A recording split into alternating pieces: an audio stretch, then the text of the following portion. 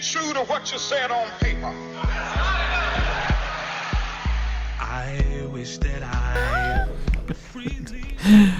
Good morning. Welcome back to At the Round Table with MAMLEO. I'm your host, Larry Elson, in studio with my brother from another. I ain't going to say from another, my brother. Good morning, brother. Dr. Bradley. Good morning, sir. How you doing today? Oh, man, listen, like I said, thank you for bringing my blood pressure down. Well, we're here to educate, brother. Yeah, and we have we got our work cut out.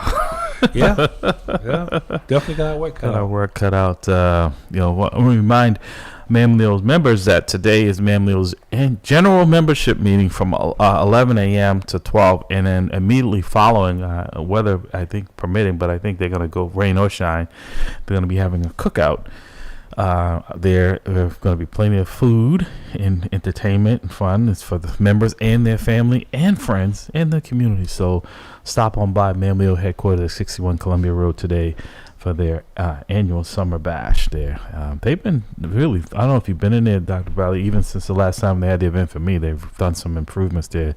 Dr. Lopes, the current president, and his team are doing a phenomenal job with the building here, rehabbing it. So yeah, I noticed when I went there for your celebration, I walked in and turned around and walked out. And my wife was like, "Where are you going?" I said, "We're in the wrong spot." Right. She goes, "Fool, this is MAMLEO." I was like, but I don't recognize the room there. It was beautiful. You know, they've done a phenomenal job. And I said because I tell people that when, it's been very fortunate, like you are past president and myself as well. And when you've had other folks Eddie Crispin, who was the former past president, Paul Joseph, the list, Angela O'Gara, Mitchell, when you work together collectively over the years and pass the baton, it allows the current leadership to focus a little bit more on things that you don't get a chance to because you're always putting out fires. So I'm glad to see that they're able to work together and get that done. So again, today, the general membership meeting will be at 11 a.m. and the cookout will be immediately following there at MAMLEO today. Also, Home by Education workshop today being held by the Money Store, the sponsor here at the Round Table with MAMLEO, and KR Boston with Cora Holbrook and Samuel Ryder, and give them a call at the area code 508-345-4726. And he said it's going to be at the Mattapan Library today from 2 to 4 p.m. and then also a virtual one from 6 to 8 p.m. Like I said, you can give them a call for more information. Actually, we'll be giving you more information throughout the broadcast. Dr. Bradley, I want to switch gears a little bit here because, it's with the Supreme Court, the recent decisions, getting rid of affirmative action, saying we don't need it any longer. Women's rights, the courts, I want to unpack, or it should be literally packing the courts with this current climate there. Yesterday, even it was an 8-1 decision on whether or not someone convicted or has a domestic abuse should be able to carry a firearm. And I was shocked that they didn't say, the Second Amendment is absolute, and and to his keeping his standard, the one dissent in this case, which I thought there would be more, was Clarence Thomas, thinking that people with domestic violence should be, if you convict, should have a firearm and access to a firearm. And we know that in domestic violence situations, that if someone has a firearm, more likely to use that against their spouse. So, and there's an article in this week's edition of the Bay State Banner. It's time for justice for the justices. With the current temperature in our country, it is imperative we have a judicial system that is above reproach. But unfortunately, because of our judicial system is made up of humans, that's not always possible.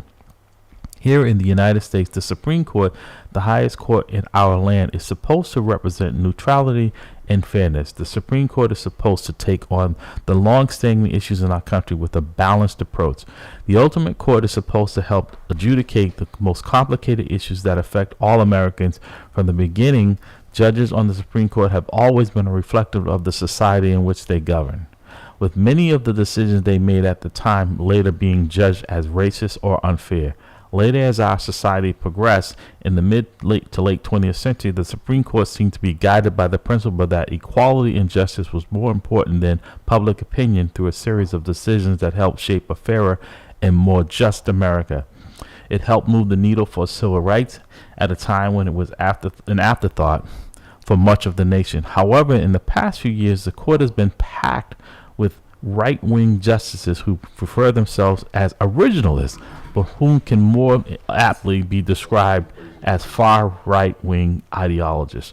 So, and it goes on, and we'll get into more. But I said it because, Dr. Bradley, you said something that was so important when we talk about the Supreme Court, because in law enforcement, we think about the police commissioner and the governor has a state. And so they have an enforcement to enforce the laws or enforce policies, right? And the Supreme Court doesn't have a police department. They have a security force to secure the facility and to protect them, but they do not have an enforcement arm to enforce. It is done through acknowledging that they are the Supreme Court of the land, right, and there's a last stop in any type of questioning of the law, right, appeal process. But it does not have an enforcement and a voluntary compliance pretty with much most people, pretty much. right? But I think in order. I think in today's society, though that the court's reputation is under scrutiny. Right. It's sometimes. I think that I want to pause for a second. I think that's Sam from KR. Sam, good morning, sir. Welcome back to the roundtable. How are you, sir? Good morning. Thanks for having me. Good. So, Sam, tell us a little bit about. We were talking about it. I don't know if you heard in our earlier broadcast, but as well, what's going on today with the Money Store in KR Boston. Right. So we are holding a first-time homebuyer seminar at the Mattapan Public Library from 1 p.m. to 4 p.m. today, and we're just inviting the community, like we said before, Larry. It all starts with education, so we're looking to educate people at least on the beginning steps on the path to wealth, so generational wealth. Yeah. And so how can people participate? I know the first one is in person. Is that also virtual, the first one? I know the second one is all virtual. Right. So we have two options because I know, a lot of people work over the weekend. And so we set up so that you can come in person from 1 p.m. to 4 p.m. And then we have a virtual option that starts at 6 p.m. tonight. So 6 p.m. to 8 p.m. You can jump on the link there. The best way to get that link is to register through the Eventbrite link.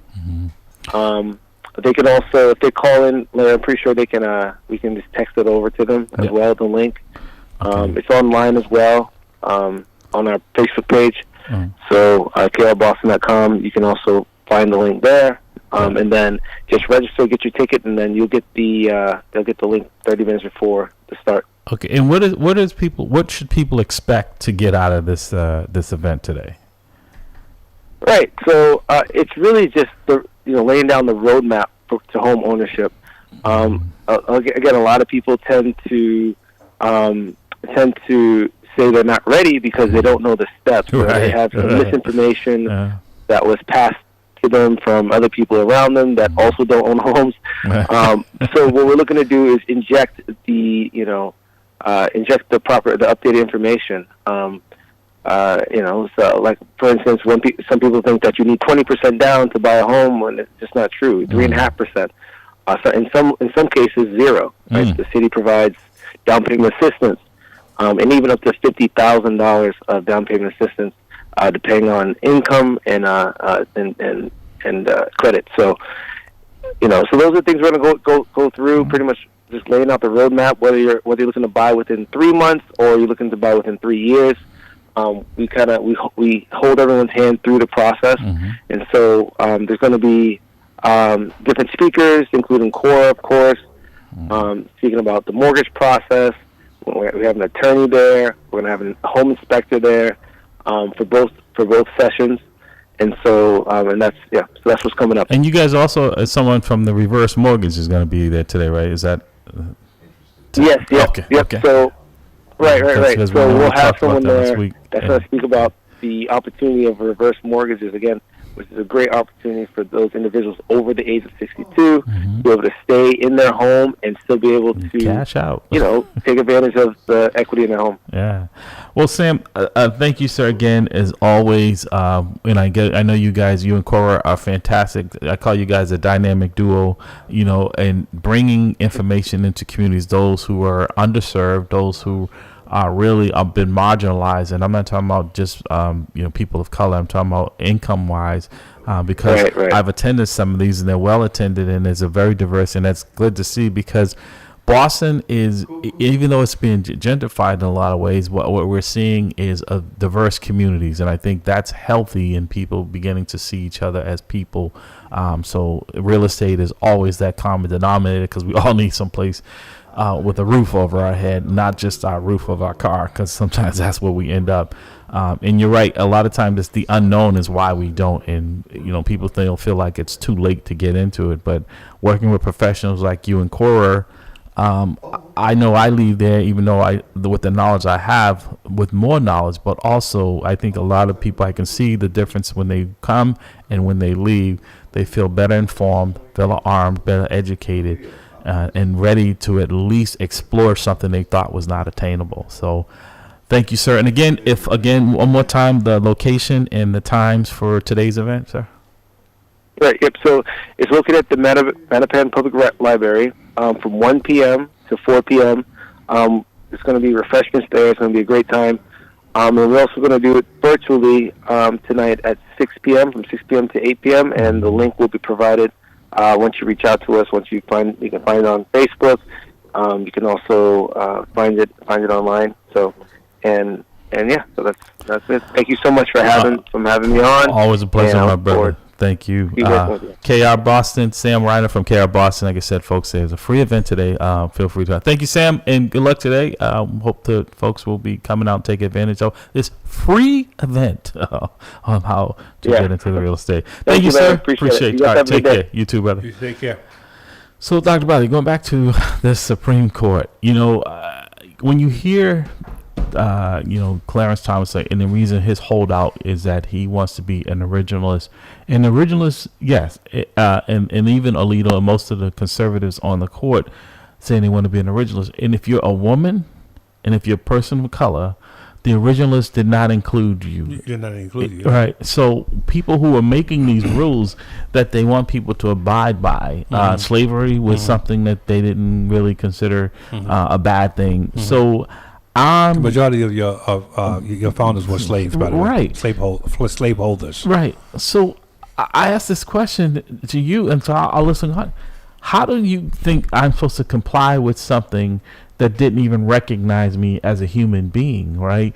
And say that you want to revert back to where only certain people have rights. And then when you see the courts being so politicized, so Alito and his wife, upside, and getting caught on the hot mic, saying these are things intentional. Yeah, they have rights, but if it looks like you have a bias in this as well, and then Clarence Thomas is just, he's just profiting from his time on the court. Yeah, there, exactly. Millions of dollars, which is disgusting. By the way, I can't understand you can have the highest level of judiciary in the country without an ethical policy. An ethics policy. I don't understand how that can happen. Wow. But I think when you look at the creation of the court, number one, the Supreme Court is the only court that's mentioned in the Constitution. Right. And the idea, from what I can surmise, and someone may, I can stand corrected on this, or I can sit corrected on this, but this is how Dr. Bradley sees it, was that when the founders put it together, they realized that the two branches, the executive branch and the representative branch, was going to be at each other's throat. They needed an arbitrary. They needed a big person in the room. So they looked to the rule of law to be enforced by the judiciary, which is the enforcers of the law. You see it? Yeah. You know what I mean? And so by putting it in this court, it was there to actually deal with, through adjudication, the inevitable conflicts that were going to exist between the states. It was going to happen like borders, well, policies as it relates to contracts with foreign governments and things of that nature, So everything else in the court system was created through the court system in acquiescence by the legislative branch, and so the judiciary is supposed to be apolitical. You know, that is not the case now. And it's supposed to be apolitical. But when you see the court currently in the way it's currently constituted, decide with or make a decision based on their own political positioning, and then when you hear or you see the American flag now as a prior military man, that offended me, flying upside down, and this guy is a member of the Supreme Court. It's appalling, right. You know. And so when I listen to or hear their rulings, it doesn't shock me. Right. They take the law and they tweak it in such a way to actually support their political agenda. And to your point there, because you raised some very good points there, right? And I want to try to unpack some of them, right? Is that even at the level that we were in law enforcement, right, who took an oath, right, there are policies, there are standards, there are rules that we must abide by. If you or I were to take gifts from a store owner, he allowed us to use his car, his plane, to travel throughout the world, right, and not report it. Even if we did report it, we would be, because that, you know, or if we're involving, it says that if we have the appearance, or if it's something that involves a family member or someone that we know, if we got a call for service to a friend's or family's home, can't deal with it. Right. So we have now judges who are on the Supreme Court, and a perfect example is this Trump immunity case, right, in which the Jack Smith went to them in December and said to them, so that we can have the public at least know the type of people who are running for office. We have a right to know, right? We're in this situation because we didn't, and we're seeing the fallout from the New York case where, you know, we find out that Trump was paying porn stars. I say this because in this instance, my brother, they said no, we'll let it go through the normal course, right? We're not going to hear it. When they say, well, why are we delaying this? Right, when they wanted to have the case heard on whether or not a president has total immunity. They slow walk this case. They get to where now it goes through that, and then they say, okay, Trump appeals and says, oh, we want to have immunity. And not only even with Nixon, within a matter of weeks, they decided that he wasn't immune, that no one is above the law. And they'll probably come out with a decision that Trump is not immune. The presidents don't have total immunity, but the damage is already done because we won't have a trial before the election. So he got what he wanted. Yeah, they're going to tell us what we already know. What they already know. I mean, think about it. I mean, if they say that a president has total immunity, that means that Biden can kill Trump and get away with it. Right, exactly. I mean, if they say that, so they're not going to say that. No. If they say that's a great point, that if the president has total immunity, that means that he can order SEAL Team 6-504 to actually take out the entire Republican hierarchy, and he can't be prosecuted. Right. So they're not going to say that. They're going to tell us exactly what we already know, that he doesn't. But this is the point. The damage is already done. That's what I'm saying. They've given Trump what he wants, was the delay in this, and also with the documents case down in Florida, right, with Judge Cannon, right? Even her colleagues said, you're not up to this, and they asked her to recuse herself. In the hearing she had yesterday, Dr. Bradley, in which it's unheard of, that special prosecutors have been around since the beginning of time, right?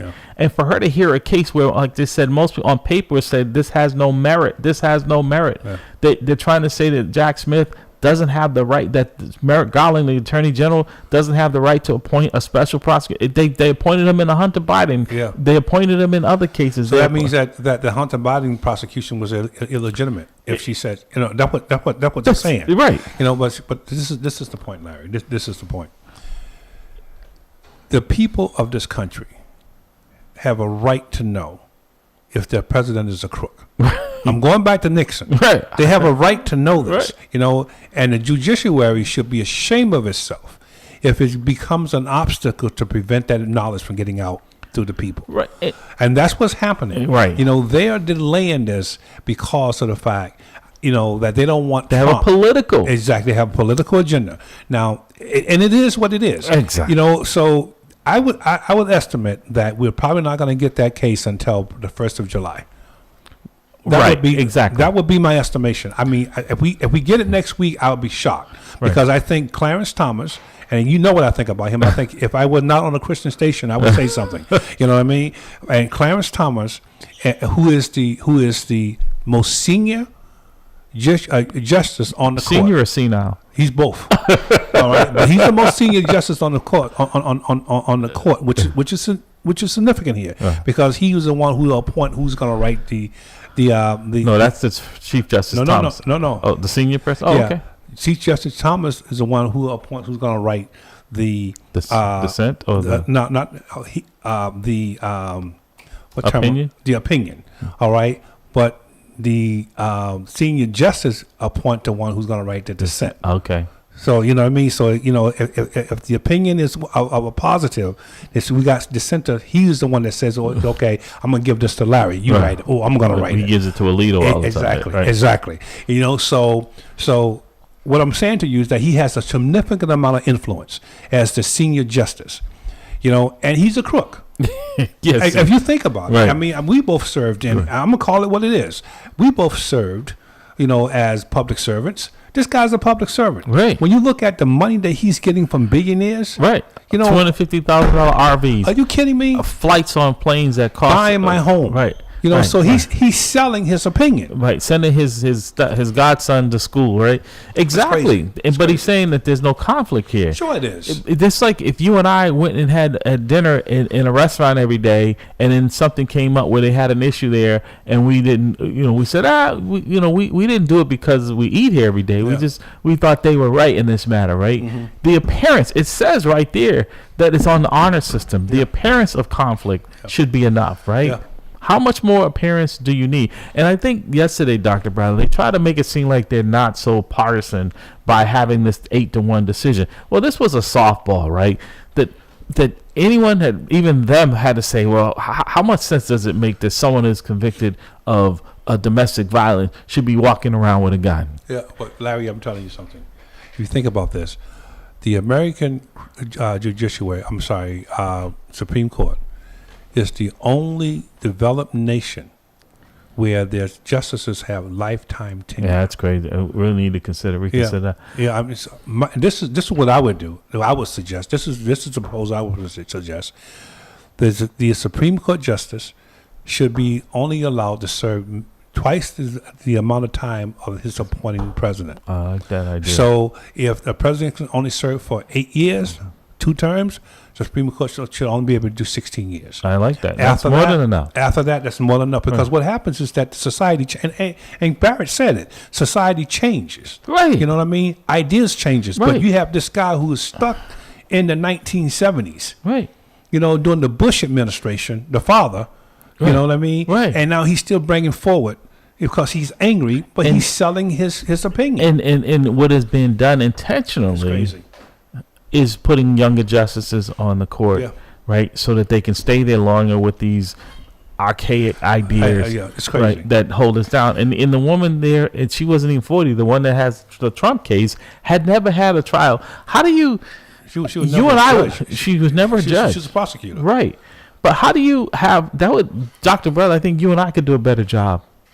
My grandson can do a better job. He's only because it's really just, I mean, most judges looking at the facts. And to the credit, the Democrat or Republican, in some of her cases, I mean, you would think that at some point, and again, even at the lower courts and the federal courts, there's very little oversight on their decision making. Now, they're held to a different standard when it comes to ethics, which should be across the board, right? Where she can't be removed, and she's done so many bumbling mistakes, and these are rookie mistakes, and she's been overturned numerous times by the appellate court on her favorable decisions for Donald Trump. Yeah, I think the appellate court can actually force her off the 11th Circuit. They can force her off the case, but I think she's incompetent. Well, they can't if she. I think if she rules in Trump's favor that the special prosecutor is not allowable, I think that would be the straw that breaks the camel's back. I do too. I think what's going to happen is I personally think she's going to rule in his favor. That's my opinion. Because I mean, when you look at what is happening, she has been consistent. So that would be consistent for the rule in the favor. Right. And then he's going to appeal it to the to the 11th Circuit, and I think that's going to do it. Right. I honestly think what that's she's how it would allowed work. to do in this case, Dr. Bradley, is that she has allowed people who have no interest in it. Like normally, if you want to present an amicus brief, and folks don't know, an amicus brief is you're basically filing something with the court, whether you're object or in favor of the case before them, right? You never get to testify to that unless you are a party to the case. It's in itself, right? She is allowing people to come in basically off the street.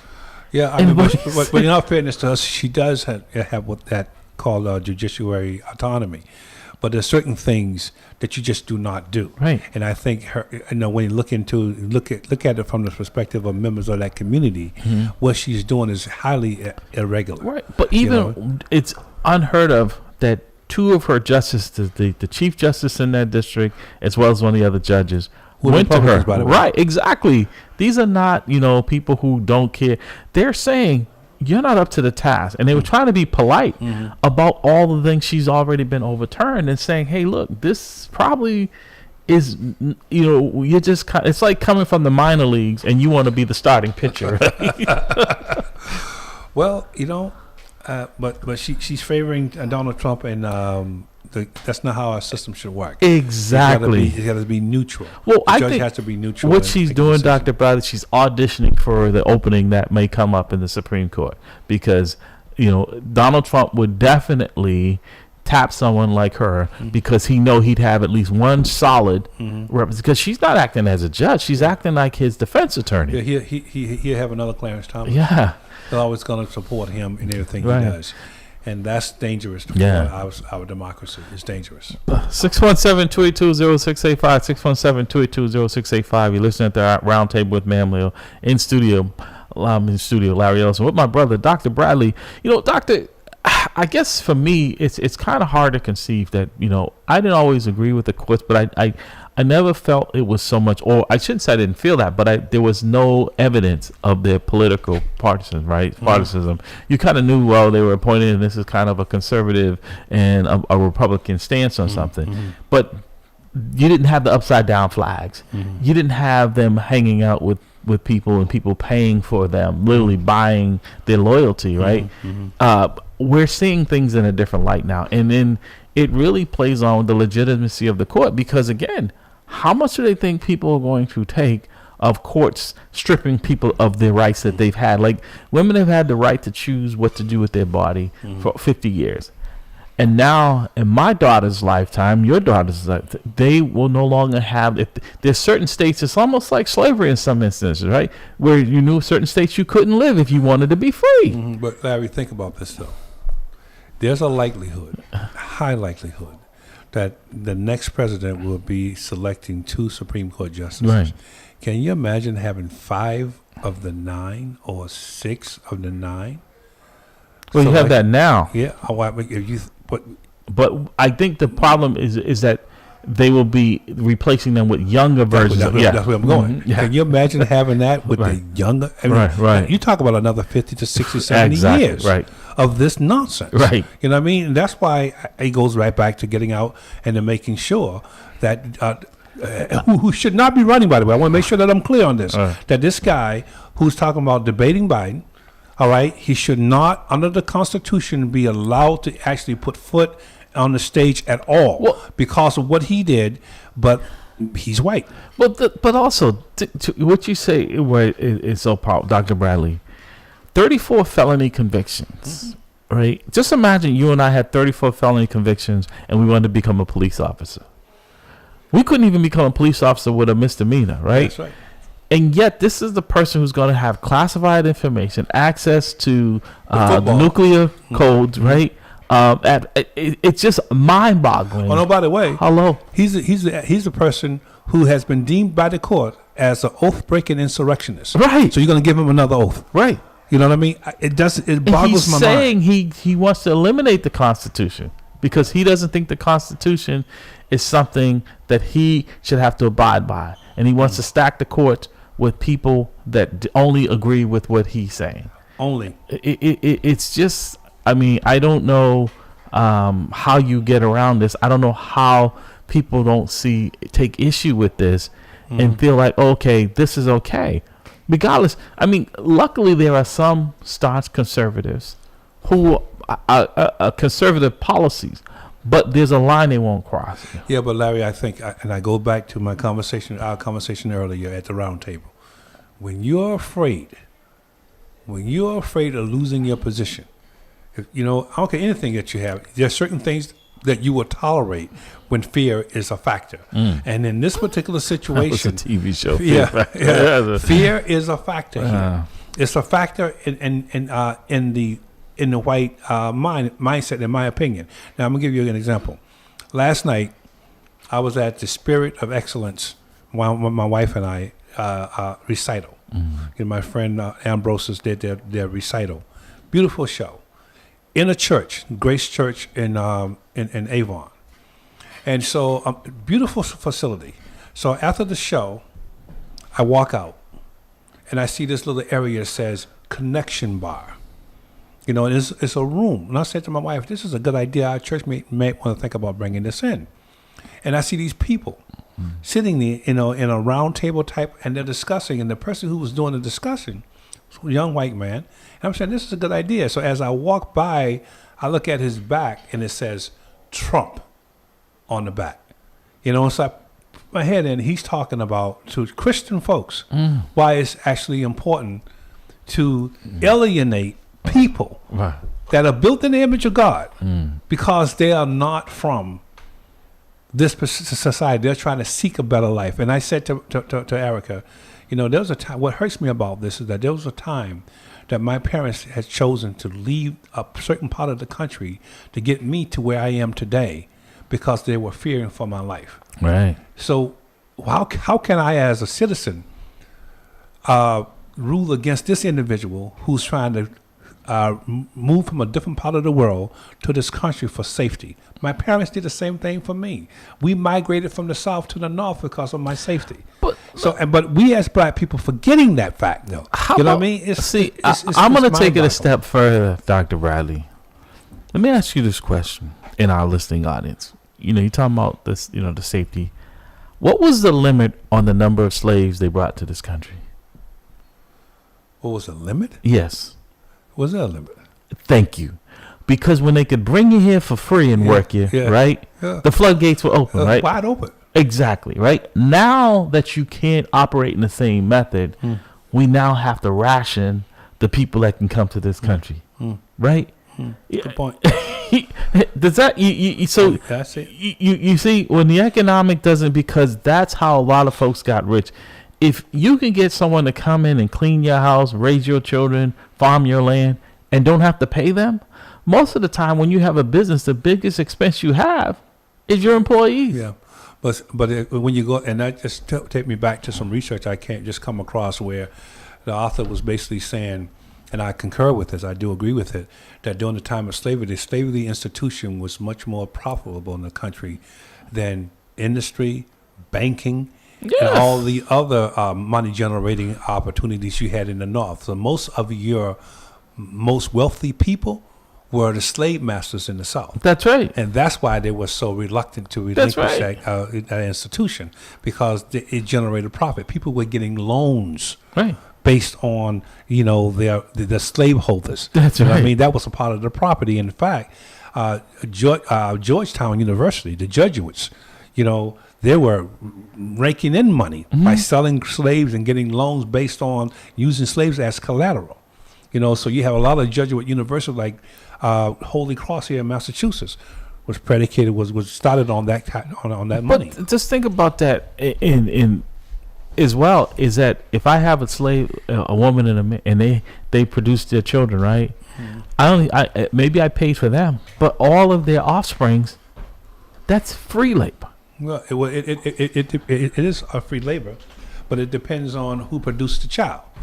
So if I'm the slave master, and I actually impregnated a slave female, then the child becomes a slave. Right. Because you are back then they changed the rule, so they can actually continue to populate the slaving population after they have shut down slavery. Right. So they actually start doing breeding farms where they will actually bring in black men who are strong, intelligent, and they would breed those black men with women who are slaves. Yeah. Or the slave master will actually breed her, and then the outcome of that particular encounter will become a house slave, Right. as opposed to a field slave. Right. So they had it all figured out, but it was actually sanctioned rape, Right. if you, for lack of a better term. And on top of that, it was not going to cost them anything because you think about the labor costs that you save and that you can have someone working for free for years and years, and you're building wealth off of that. Like, you don't have to factor in, if you, like I said, you open up a business today, Dr. Bradley, and you have to hire employees, you have to factor in health insurance, you got to factor in taxes, you have to factor in all of those things that come with the package of an employee, right? And then cost of living. There's no cost of living. No, none at all. There was no, Unless you were produced by a white female. yeah. See, if you're produced by a white female, then you become free. Benjamin Banneker is a good example of that, who was the first individual to build a clock in the colonies. He actually took a pocket watch and reconstructed it in wood, and that clock worked all the way up to the time that his house was burned down. So you have people like that who were produced by white women who were black, but they could not be enslaved because you were what your mother was. Yeah. You had the same social status of your mother. So your mother was free, you were free.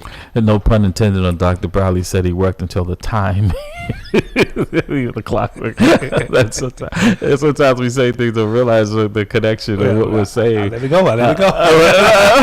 Until the time he had. No, so this is why when we're talking about the courts here, Dr. Bradley, you're listening to At the Round Table Mail. Call if you please call back 617-282-0685, 617-282-0685.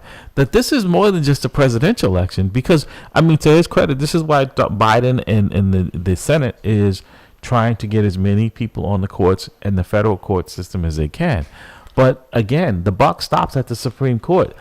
They were the ones who decided the election in Gore v. Bush, right? So, folks, if you think that things are bad now, and you get some more Clarence Thomases that can sit on the court for decades, because Clarence Thomas and Samuel Alito are in their 70s. Clarence Thomas is 75. If Biden gets reelected, Thomas will die in the Supreme Court before he steps down, allowing a Democrat to replace him. He will not. He will stay there until hopefully he thinks a Republican comes in and someone can replace him with someone just as radical as him. Same thing with Alito. They will stay there forever. The other ones, Roberts is in his 60s, so he's got time. And the other three the three that put Trump pointed exactly in the 50s, right? 40s, right? Late 40s, exactly. 50s. So they're going to be there for a while. And the only way of really we have to reconsider, because you were, as you alluded to and rightfully stated on this broadcast, there is no set number of Supreme Court justices. No. So they can always expand it. Exactly. If they choose to expand it, but that really depends on the legislation branch, right? But I think this all points back into why we should vote, why we should be actively involved in voting. Right. Why it becomes important. It's been ringing for a while for us to actually get out and vote this time, and that frightens me. Yeah, you know what I mean. That's why I always come back to say, why aren't we doing voter registration? Why aren't we pushing to have high school graduates as a package of the precondition of their graduation, that they're registering to vote? We can't guarantee that they will actually go to the poll, but we can at least get the registration. Right. We can at least get the registration. So at some point, they can do it. Yeah. So we need to think about how do we actually get our children involved in this political in the voting process. Well, I like I said, we've got work to 617-282-0685, 617-282-0685.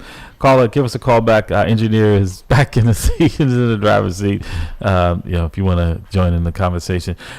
No, you're right. But again, I don't know. That's my biggest concern is that we're some of us are pouting and saying we didn't get everything we wanted during this Biden term.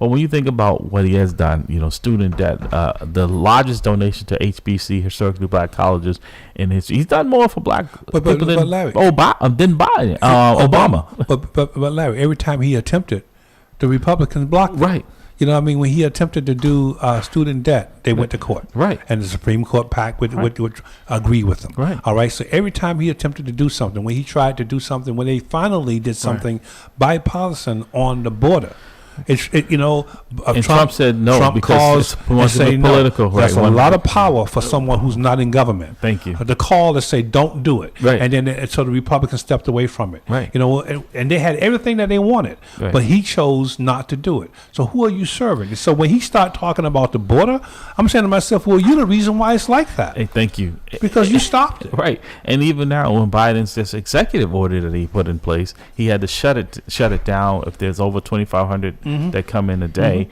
He can shut it down. But also, you listen to Trump. That guy has dementia. I don't care what anybody said. I'm not a doctor. No. You listen to him talking in some of his speeches. You can even see some of the people around him when he's talking about boats underwater with batteries, and it's just crazy talk. I mean, I'm still trying to figure out how you're getting shocks into a landlocked state. Exactly. Right. I'm like, okay, I can see if there was a tributary going to the ocean in Arizona, going to the Pacific, but I don't understand how you got Nevada. How are you getting shocks in Nevada? But let's take a step further, Dr. Bradley. This person, the orange man, doesn't talk about policies. It's just revenge and crazy talk, right?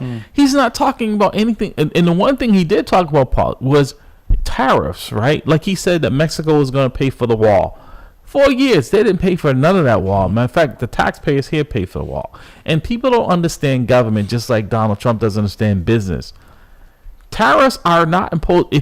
China doesn't pay if Donald Trump imposes more for the cost for China to bring their products in here. That doesn't get passed off to China. It gets passed on. China just raises their prices.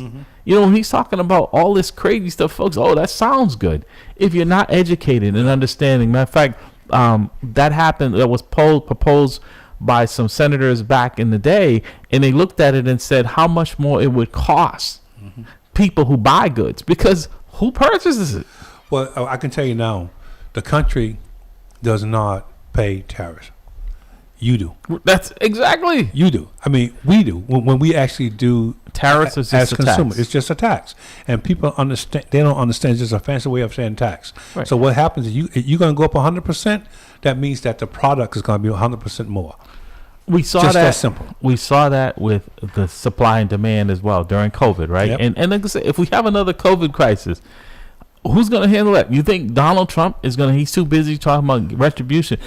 How'd that work out? Yeah. Over 1 million people because of his incompetence. But I was listening to a show the other day, which I very seldom do because I'm very particular about where I'm getting my knowledge. And someone asked a question: are you better off than you were 4 years ago? And I kind of looked at Erica and said, absolutely. Think about where we were 4 years ago under Donald Trump. Right. The country was shut down. Oh my God. We have lost millions of people. It almost killed him. To COVID, because he mismanaged it. Right. I'm just like, people, we're so near-minded, so quick to forget what happened in this country. Right. 4 years ago was a very dangerous part for our And Dr. Bradley, country. you said it, and you said it very well on this broadcast numerous times. You shut down an economy like the United States. It's not like your car where you go, if it doesn't work, you go out there to start it. You can go get a battery or you can get a jump and it starts right back up. The economy doesn't work that way. Yeah. Everything that was not necessary was shut down. Yeah. You couldn't go to the movie theaters. You couldn't go to any place that was considered not necessary, right?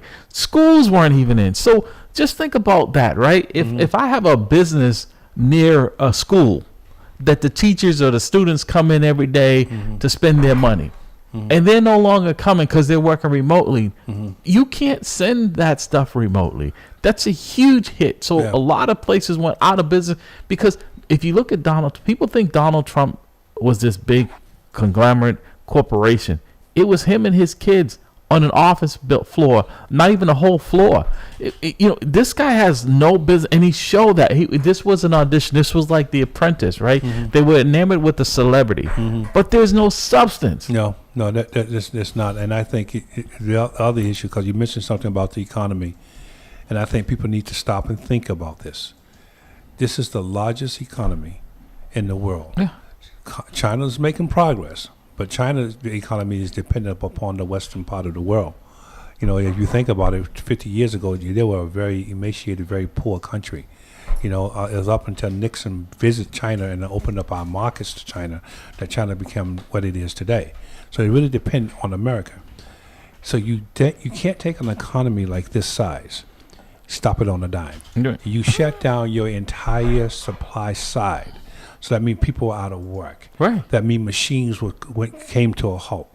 That means that supplies for the supplies that you're getting will actually shut down. So it takes a while to start all that back up. And while you're trying to start that up, the supplies that were made prior to shutting it down are now going up in prices because the demand is high. Right. It's very simple economics. So you can't look at what is the economy today and say, well, I'm going to vote for this guy because the economy is bad. The economy is bad because the president that actually got in place during the COVID didn't do what he was supposed to do. And because of that, we were required to shut down our entire supply side of the economy. Right. Now it's beginning to pick up. Right. All right. And it takes time for that to pick up. And then you start to see higher job numbers. Right. You start to see all these things. You start to see inflation going up because people got money. So now you have to increase the interest rate to cool down inflation. Right. Because if you don't do that, you're going to invalidate the dollar. Right. So it becomes important that you understand the very rudimentary and the very basic economic principles before you start making decisions about who you're going to put in office. And 2 points to that. Donald Trump added more debt to the national. Absolutely. Trillions of dollars of debt. And why? Giving tax cuts to his rich friends, corporations, right? Lowering it. So he's added more debt than any president in the history of the government. The other thing, people tell me, well, when Donald Trump was president, gas was under $2. You know why gas was under $2? People wasn't going anywhere. Thank you. Right, it's supply and demand. Right. So if I'm not driving, if everyone is off the road, the buses, all of that, there's a glutton of oil over here that nobody wants to use. So you've got to lower your prices to sell a little bit that you have. This is not rocket science. Why is gas prices up? Because more people are on the road. Because the economy is humming. That's why.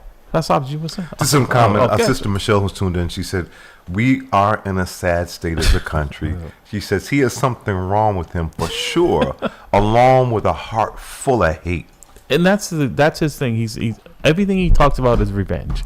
Revenge. The Department of Justice and like people think history has taught us. Trump had the Hitler book on his nightstand. That's what he read. So he's playing out of the Hitler playbook. Hitler started with the Jews. It didn't stop with just the Jews. And that's the thing is one thing about what Hitler is that anyone who disagrees with him, right? Just like there was an election with and someone who kissed the ring, he came back. One of these congressmen who's in a tight race has decided it's a difference between three, and I think I want to say it's in Virginia or somewhere, right? Where Trump endorsed the guy. He's the guy that Trump endorsed was up by 300 votes. The other one who voted against McCarthy to be ousted out of the Speaker of the House to be ousted, but he also supported the governor down in Florida against Trump during this primary. Well, the child that Trump is, right? He has it out for him. But when his guy DeSantis lost, he came back home to kiss the ring, and more than that, I'm being, like you said, we're on a Christian broadcast, right? He kissed the ring and other things to try to get back in good graces. That wasn't good enough for Trump. So Marco Rubio, all of these people who know right from wrong, but more interested in power, right? And ask Mike Pence how that worked out. All they're standing in line for is be the next one to have their life threatened if they don't go 100%. Well, I'm gonna make a prediction, and this is only if by the slim chance Trump wins. which I don't think he's going to do. I don't either. I think that he's going to get his head handed to him. But I think America is smarter than what he's given America I do credit for being. He's still playing to his base. Exactly. But he's consuming all the financial resources. So the down ballot election is going to be deplorable for the Republicans because they have no money to give their players. It's all spent on his. It's all spent on his legal fees. So and this is my prediction. The Democrats are going to control the House, both sides, both chambers, the representatives and the Senate. If Trump wins, the House of Representatives is going to refuse to seat him. And they're going to use the 14th Amendment, 14th Amendment clause. But the House of Reps is Republican, controlled by the Republicans. No, listen to me. Okay. Hear this now. Okay. Because the House of Representatives, the new Congress will start before the inauguration. Okay. It starts before, like a couple of days before. Okay. So if the House of Representatives, both chambers, the Senate and the representatives, are all Democrats, and if Trump wins, they're going to refuse to seat him. They're going to exercise the clause. Because remember, the Supreme Court said the states can't do it, but the federal government can. The House of Representatives can exercise the 14th Amendment clause that says that you cannot be a president if you engage in insurrection. So if that is the case, and this is going to be the source of a bone of contention that can really be can ignite a revolution. Right. So let me ask you. That's a great point you bring up. But now, where the Supreme Court has not ruled on whether or not, because that's the part of the January 6th that hasn't been allowed to go forward by the this holding up this immunity. Would then the Supreme Court be able to weigh in and say, well, he hasn't been convicted of the insurrection? Right. So the court he hasn't been charged. Well, he's been charged, but he hasn't had a trial yet. The court has already decided that he is oath-breaking insurrectionist. At the district level. Yes. But the Supreme Court is now weighing on whether he has immunity for his crime. Right. There are. But the Supreme Court said when the states started to deny him access to the ballot, the Supreme Court came back to say the states cannot do it. But the Congress have to initiate the 14th Amendment clause, not the states. Okay. So if he wins by any slim chance because of the manipulation of Russia and China, he gets in office, and he comes to be inaugurated, the Congress will already be in place. If the Democrats control the House and the Senate, my prediction is that the Democrats are going to refuse to seat him, which is why you have this major push on being his vice president. Because they can say, we won't seat him, but we'll seat his vice president because he is in violation of the 14th Amendment clause. Right. So that's my prediction. Okay. And I think based on what I'm seeing around, down ballot elections. So you bring up a very interesting theory, because let's say he's not seated, and usually the vice president takes over if the president cannot fulfill. But if you haven't had a president sworn in, then who's he taking over for? The vice president have to actually select someone who's going to be his vice president, and then he'll be inaugurated as the president of the United States. So Donald Trump will not be seated. So you wouldn't have to have had a president before the vice president can be elevated to, because the next person in line would be the Speaker of the House. The Speaker of the House. But I see that's working. I see what I'm saying to you is that we're going to be in a severe constitutional crisis because it never happened before. Over what? Exactly. Over a convicted felon. But I see that this is crazy. The House of Representatives is going to be controlled by the Democrats, and if that happens, they have constitutional basis to say we are not going to seat you because of your participation in an insurrection. What is an insurrection? It's very clear: any violent or mob movement against any form of government. And what we saw in J6 was a violent mob movement. Simple than that. The simple explanation of that what an insurrection is: Donald Trump. Yeah. To be continued. Folks, you've been listening to the Roundtable. MAMLEO's membership, the general membership meeting will take place today, not at 12, but 11 a.m. following the MAMLEO barbecue. Invite family, friends, come on down to MAMLEO's headquarters at 61 Columbia Road. Free food today. There's a lot of free food. Like I said, Corey and I will be having there from 1 o'clock today at the Mattapan Library on real estate education there. Stop by there from 1 to 4 as well. Dr. Bradley, Brother, always interesting. Always a good cover. I try to come with all the information. You came locked and loaded for bed today. I appreciate you, Doc. So be blessed. Be blessed. We'll see you next week. Yes, sir. By the grace of God. Tell you I'm on it. I got unreleased songs for days, they don't want it. Eat any MC in the game. It ain't a challenge if your music reflects who you are, then you's a coward. I can see through the lies you ain't living what you spitting. If your money's so long, why your dog's in prison? Why your baby mom's stripping, why your mom's still living in that same broken home that you used to sell piffin'. You ain't gotta lie to me to sell me a track. You ain't gotta rock fake jewels or walk around strap. I respect artists getting money, but love them for spitting crack. And the fact that one track can move a family out the trap. It's a dream for us lost souls brought up in the mix. I'm motivated by the artists coming out in my midst. And the artists that paved the way when I didn't exist. Music's a skyscraper, I'm just trying to add a couple bricks. This is for the dreamers. They say I am a dreamer. Cause I still believe that anything is possible as long as you work hard. Hustle real hard, hustle real hard. Hustle real hard, hustle real hard. So if I never see ya, never get the chance to meet ya. No, I came up from the bottom, always rooting for the underdog.